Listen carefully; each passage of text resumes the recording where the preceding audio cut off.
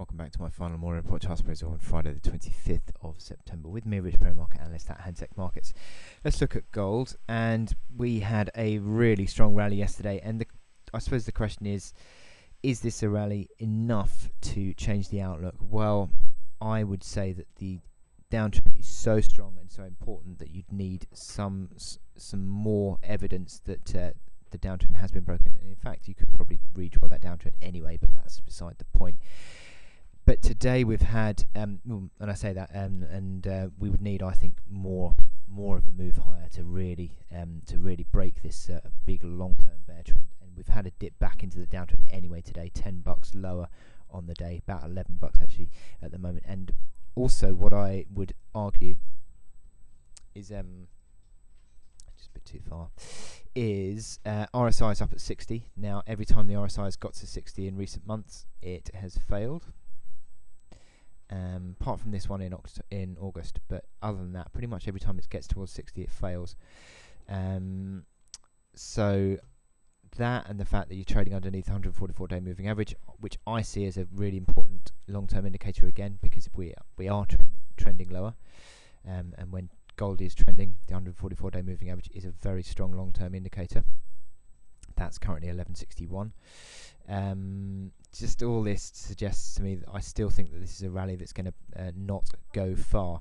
And today, in light of those Yellen comments that strengthen the dollar, the gold price is sharply lower again. So I think that what we're going to see play out is this being another rally as a chance to sell, and I think that could be seen. Now, initially, a move back below that 1141.50 breakout level, if that were to be seen, then that would be negative. Not only that, that would be back below the Marubozu line of this big strong candle as well.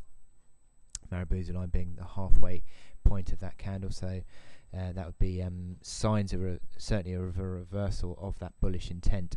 And what we've got on this chart here, this is the hourly chart. You can see here is that this is the move higher, obviously pretty much in one strong candle, and that's being almost entirely retraced. So that 41.50 is your initial support for the bulls, but I would be arguing that it has almost pretty much been broken anyway, although just only on a briefly. I'd say that if it starts to move demonstrably below that 41.50, I think that would be pretty much the retracement continuing. 36.40 is that another bout of the sort of breakout high support that is now in place.